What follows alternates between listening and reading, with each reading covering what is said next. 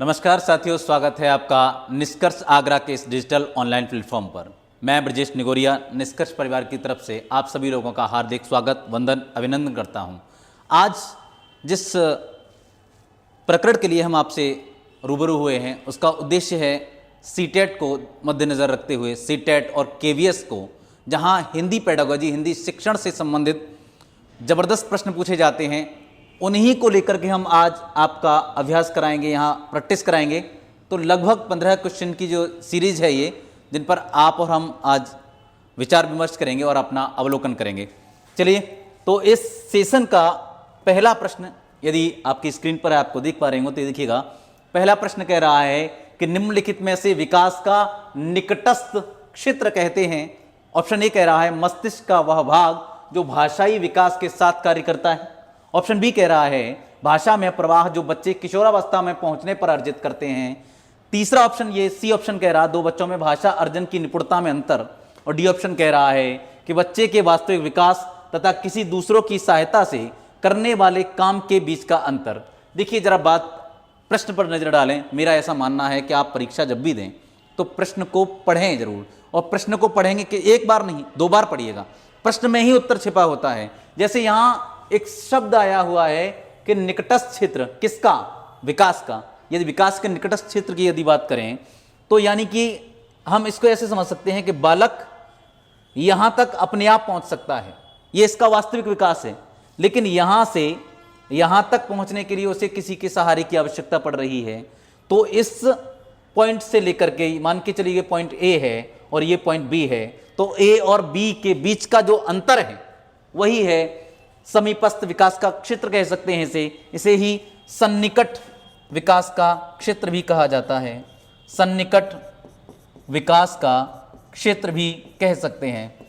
आपकी परीक्षा में नाम बदल बदल कर पूछे जाते हैं। इसे ही समीपस्थ विकास का क्षेत्र कह सकते हैं, सन्निकट विकास का क्षेत्र कह सकते हैं। चलिए, यानी कि इसका सही जवाब हो जाएगा बच्चे के वास्तविक विकास तथा किसी दूसरे की सहायता से कर सकने वाले काम के बीच का अंतर। अगला प्रश्न देखिएगा, घर की भाषा और विद्यालय की भाषा, घर की भाषा और विद्यालय में पढ़ाई जाने वाली भाषा क्या हो सकती है?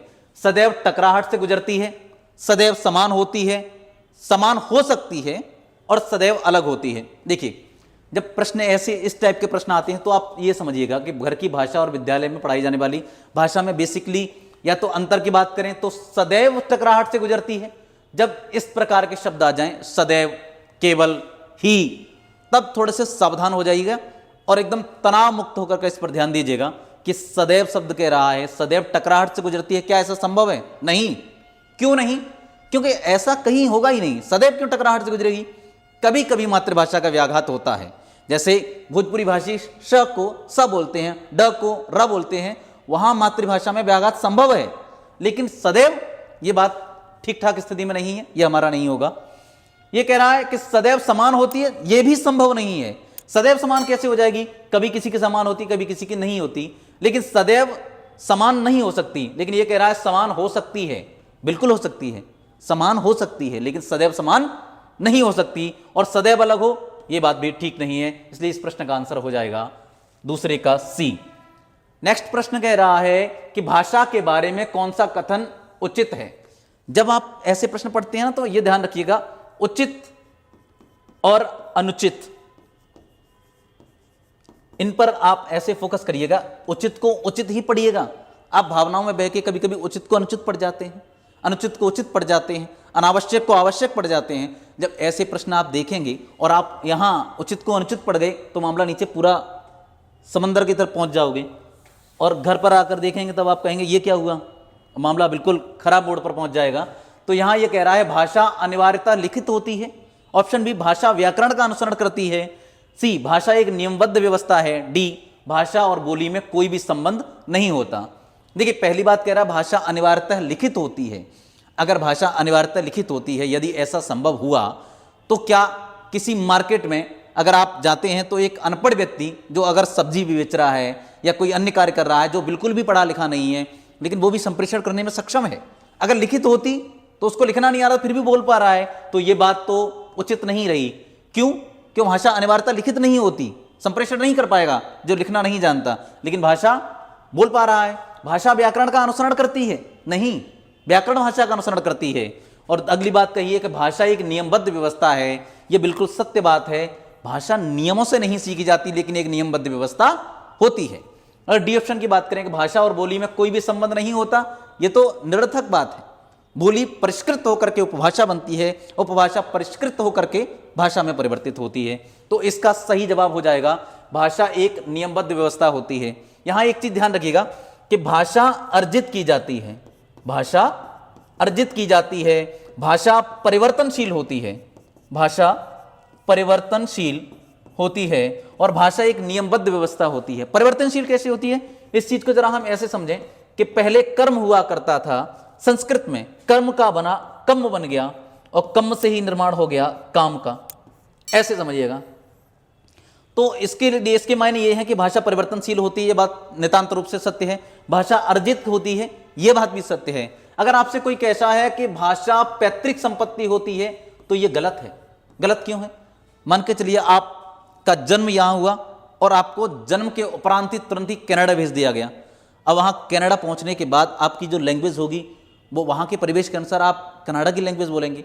लेकिन ये निश्चित रूप से सत्य है कि यहां आपके पिताजी के नाम में जो भी प्रॉपर्टी होगी, जो भी आपको विरासत में मिलेगा, वो आपको मिल ही जाएगा। तो जो संपत्ति होती है वो पैतृक हो सकती है, लेकिन भाषा पैतृक नहीं होती, भाषा अर्जित की जाती है। इसलिए इस प्रश्न का जवाब हो गया भाषा एक नियमबद्ध व्यवस्था होती है। इस प्रश्न के जरिए आप इतनी जानकारी जान पाए कि भाषा एक अर्जित संपत्ति है और भाषा परिवर्तनशील होती है, क्योंकि भाषा को परिवर्तन के ये में दिखाया हुआ है आपको।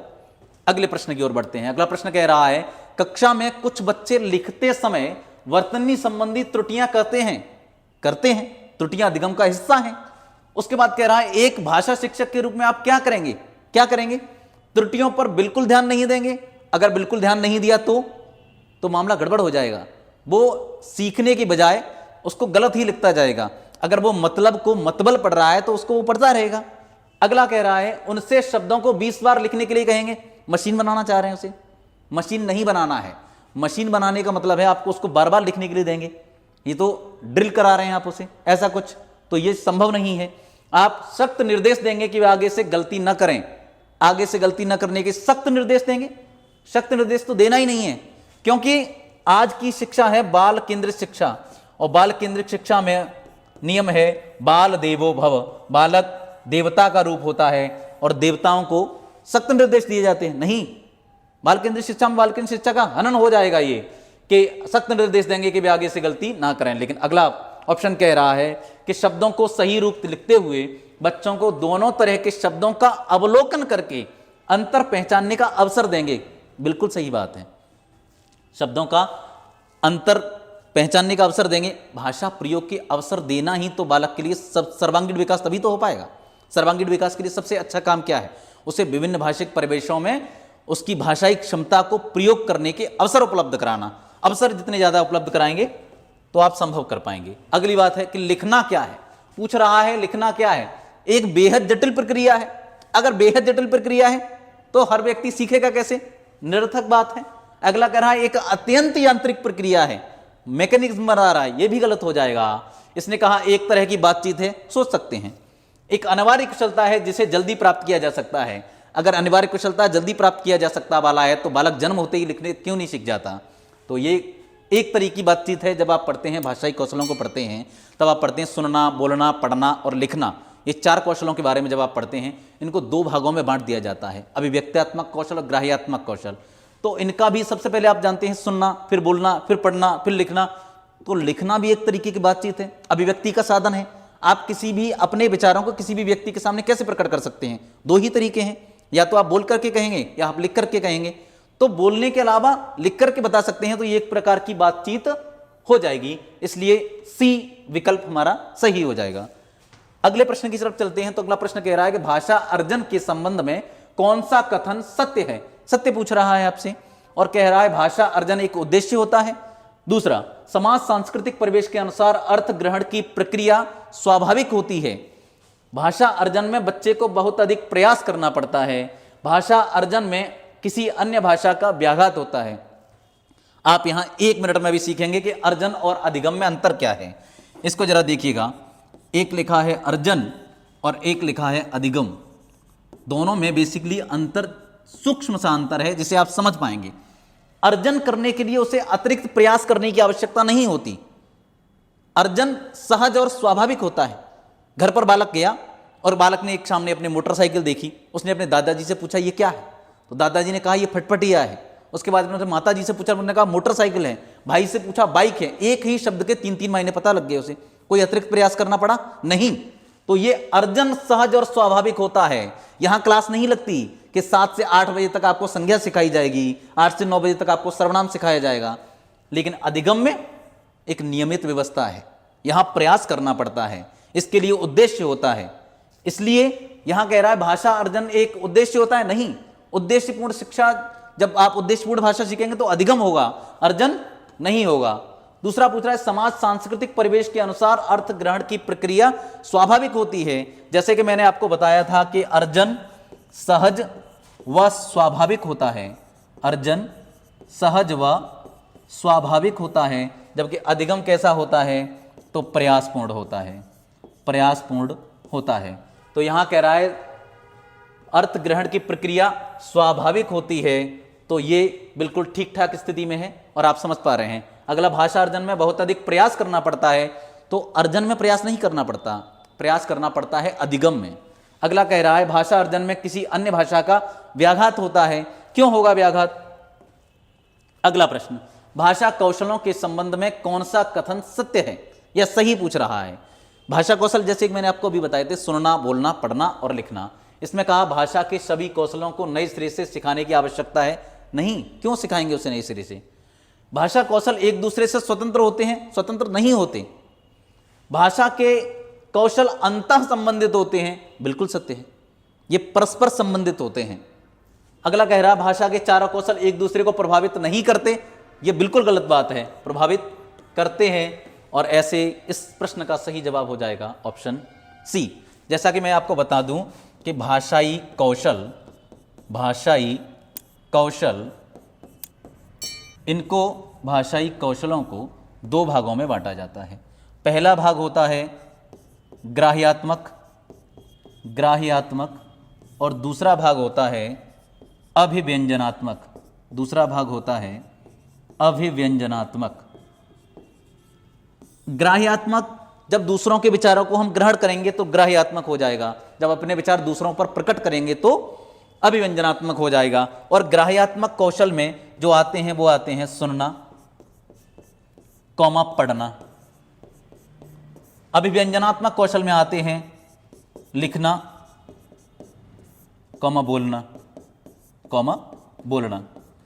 जब हमें अपनी अभिव्यक्ति किसी दूसरे पर प्रकट करनी है तो 2 तरीके हैं, या तो हम बोल करके करें या लिख करके। और जब हमें किसी दूसरे की भावनाओं को ग्रहण करना है तो 2 तरीके हैं, या तो हम सुन करके करें या फिर पढ़ करके। तो इतनी चीज आप जान पाए कि भाषाई कौशल होते तो 4 हैं, लेकिन प्रकार कितने हैं? 2। पहला ग्राह्यात्मक और दूसरा है अभिव्यंजनात्मक। इस प्रश्न का सभी जवाब आप समझ पाए हैं, भाषा के कौशल अंतः संबंधित होते हैं। चलिए अगला प्रश्न कह रहा है भाषा सीखने सिखाने के संदर्भ में गृह कार्य का उद्देश्य होता है। भाषा सीखने सिखाने में गृह कार्य का क्या उद्देश्य है? सीखने को विस्तार देना, अभिभावकों को प्रसन्न करना, बच्चों को कार्य में व्यस्त रखना या कॉपियां भरवाना। आपको एलिमिनेट करना आता है, आप धूमधाम से एलिमिनेट करना जानते हैं। जब आप देखते हैं कि कॉपियां भरवाना, ये तो बिल्कुल गलत बात है, ये तो होगी ही नहीं। कॉपियां भरवाने के लिए गृह कार्य दिया जाता है? नहीं। बच्चों को कार्य में व्यस्त रखना, क्यों कार्य में व्यस्त रखेंगे? नहीं है, यह भी निरर्थक विकल्प है आपका। उसके बाद आपसे कहा जा रहा है सीखने को विस्तार देना, तो ये बिल्कुल सही बात है। बालक के सीखने को विस्तार देने के लिए ही गृह कार्य दिया जाता है। अभिभावकों को प्रसन्न करना, अभिभावक आपको गृह कार्य देंगे तो आपको राष्ट्रपति के हाथों मेडल थोड़ी नहीं दिलवाएंगे, उनको तो बालक का डेवलपमेंट चाहिए, बालक भाषा में विकास कैसे कर पाएगा, इसलिए आप सीखने के विस्तार को गृह कार्य का उद्देश्य बताएंगे। अगला प्रश्न है इनमें से कौन बहुभाषावाद के लाभ हो सकते हैं? समृद्ध शब्दावली और प्रभावशाली भाषण, अन्य संस्कृतियों के प्रति सहिष्णुता और सम्मान, सीमित रोजगार के अवसर। ये लाभ पूछ रहा है। जब ऐसे प्रश्न आपको दिख जाएं कि 3 विकल्प हैं, 3 कथन दिए गए हैं, उनमें से छांटना है तो आप सबसे पहले इस बात को ध्यान रखिएगा कि इनमें से गलत कौन सा हो सकता है। जब आप देखते हैं कि सीमित रोजगार के अवसर, बहुभाषिकता के बाद सीमित रोजगार के अवसर मिलेंगे। क्यों मिलेंगे सीमित रोजगार के अवसर?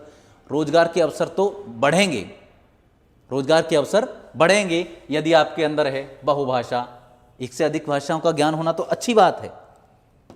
तो हमको पता चल गया ये तीसरा वाला ऑप्शन गलत है। अब सबसे पहले हम देखेंगे कि तीसरा इसमें है तो ये नहीं होगा, एक ऑप्शन ये गलत हो गया।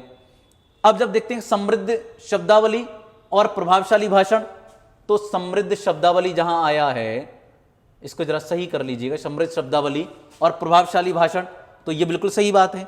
अन्य संस्कृतियों के प्रति सहिष्णुता, सहनशीलता, सामने वाले के धर्म को संभाव और सम्मान देना, बिल्कुल सही बात है। तो इस प्रश्न का सही जवाब हो जाएगा फर्स्ट और सेकंड, बिल्कुल सही। चलिए, ये दोनों वैसे ही खत्म हो जाएंगे, सेकंड थर्ड दोनों में आ रहा था इसलिए। चलिए अगले हैं, एक महोदय आए हैं, वाइगोत्स्की महोदय, और क्या कह रहे हैं कि वाइगोत्स्की के अनुसार जब कोई बालक भाषा की मदद से अपने स्वयं के कार्यों को निर्देशित करता है लेकिन वह दूसरों के लिए श्रव्य नहीं है, उसके वाचन को क्या कहेंगे? आंतरिक भाषण, निजी भाषण, सामाजिक भाषण या आत्म केंद्रित भाषण? देखिए, जब कोई बालक कोई भी कार्य करते समय स्वयं से बातें करने लगता है, ये यहाँ नहीं होना चाहिए, ये यहाँ होना चाहिए था, मैं तो इस तरीके की बातें करूँगा, जब वो स्वयं से बातें कर रहा होता है तो आप इस चीज़ को मान के चलिएगा। दो भाषा वैज्ञानिकों के बारे में यदि मैं बात करूँ, दोनों मनोवैज्ञानिक भी हैं।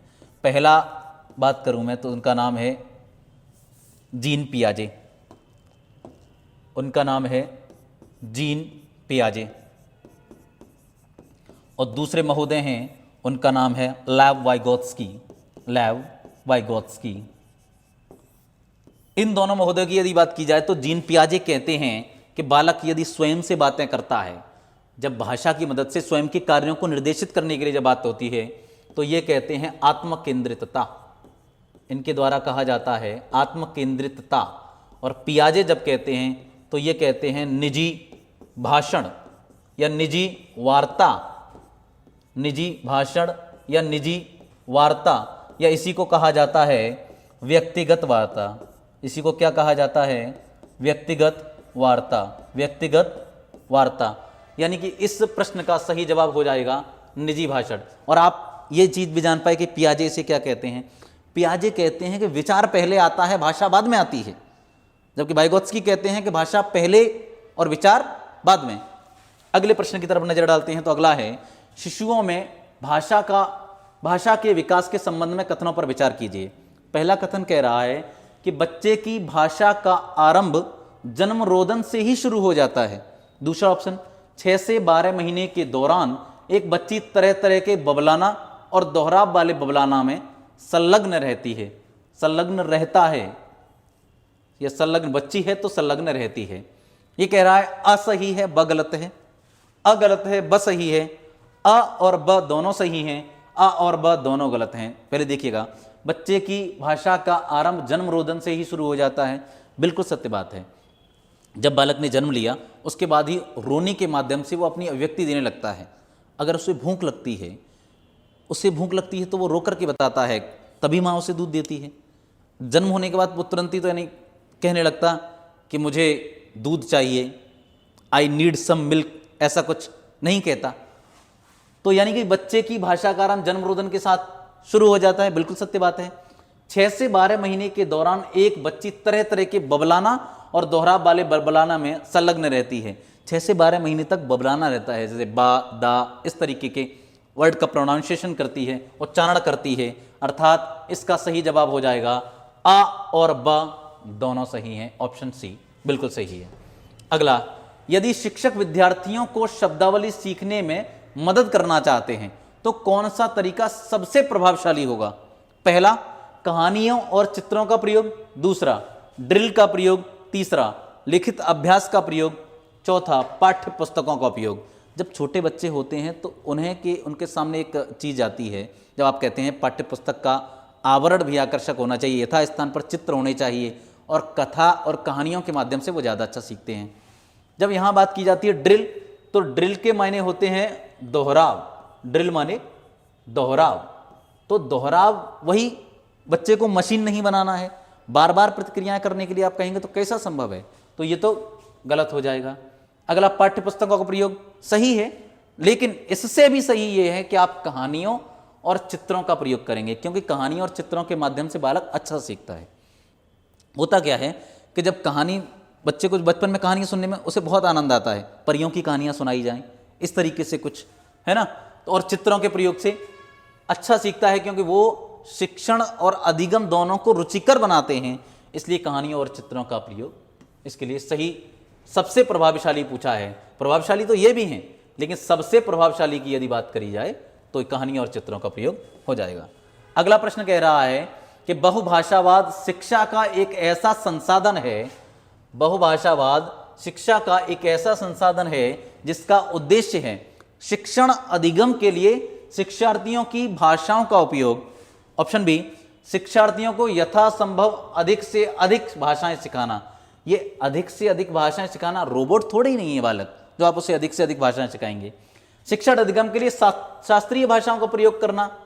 कैसे करेंगे? शिक्षण अधिगम के लिए शास्त्रीय भाषाओं का प्रयोग नहीं करना है, मातृभाषा में सिखाना है, उसकी खुद की भाषा को सम्मान देना है।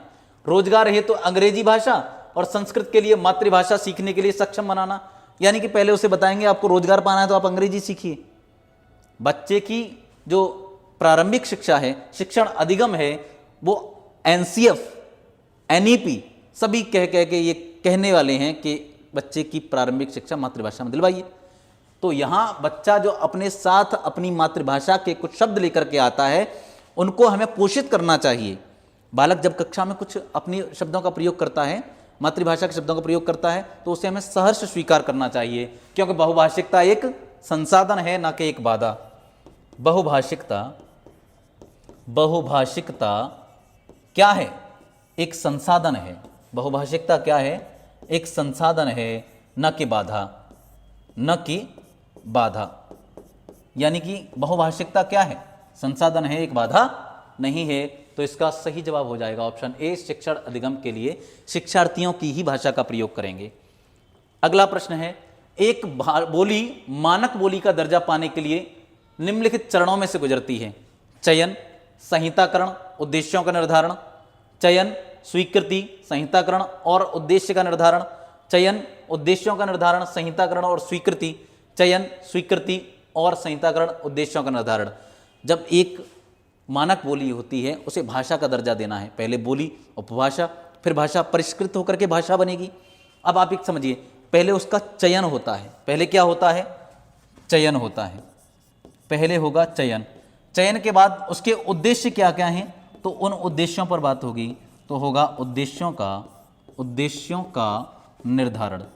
उद्देश्यों का निर्धारण। उसके बाद जब पूरे उद्देश्यों का निर्धारण हो जाएगा तो उनको बाइंड करा के एक जगह पर और हो जाएगी, संहिता की जाएगी, तो फिर हो जाएगा संहिताकरण। क्या हो जाएगा? संहिताकरण। संहिताकरण हो जाएगा। उसके बाद जब ये सारी प्रोसेस हो जाएगी, उसके बाद उसको दी जाती है स्वीकृति, तब वो बन जाती है भाषा। और ये किस ऑप्शन में मिल रहा है? चयन, उद्देश्यों का निर्धारण, संहिताकरण और स्वीकृति ऑप्शन सी में मिल रहा है। तो सी ऑप्शन एकदम सही हो जाएगा।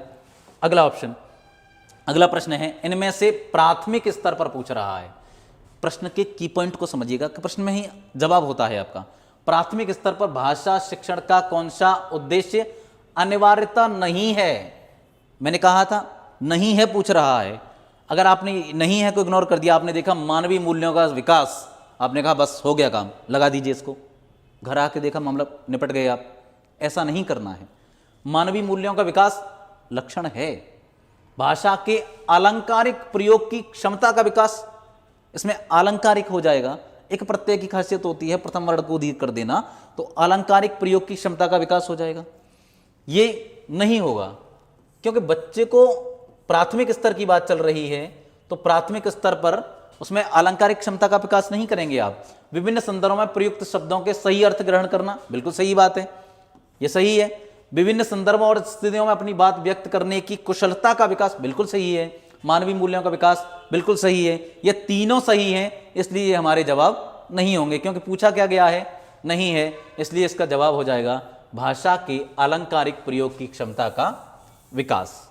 चलिए, तो आज इन 15 प्रश्नों पर ही हम विराम देंगे और इसके साथ ही आप हमारा चैनल निष्कर्ष आगरा यूट्यूब चैनल को सब्सक्राइब करें, लाइक करें, कमेंट करें और केवीएस के लिए बहुत जल्द ही हमारे ऑफलाइन सेंटर पर बैच लॉन्च होने वाला है। ऑफलाइन सेंटर का लिंक जो एड्रेस है वो डिस्क्रिप्शन में है, तो आप जुड़े रहिएगा निष्कर्ष आगरा के साथ। बहुत बहुत आभार आपका, बहुत बहुत धन्यवाद।